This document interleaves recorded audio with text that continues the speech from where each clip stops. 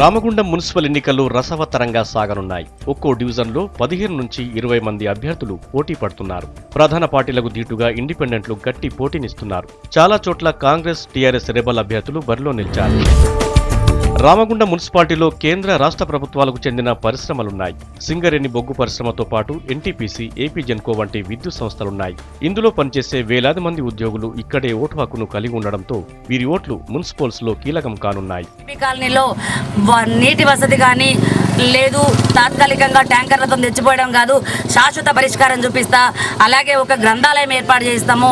ఖాళీ స్థలంలో ఉన్నటువంటి సింగరేణి ప్లేసుల్లో ఒక పార్క్ ఏర్పాటు చేయడానికి కూడా నేను సిద్ధంగా ఉన్నాను. నా మేనిఫెస్టోలో కూడా అది పెట్టినాను. నేను తప్పకుండా గెలిచిన వెంటనే అది చేస్తానని చెప్పేసి కూడా నేను ఐబీ కాలనీ వాసులకు హామీ ఇస్తున్నాను.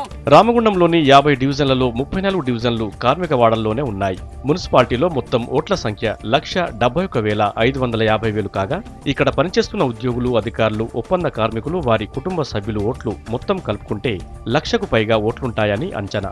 దీంతో పార్టీలన్నీ కార్మికులు, ఉద్యోగులపైనే ప్రధానంగా దృష్టి పెట్టాయి.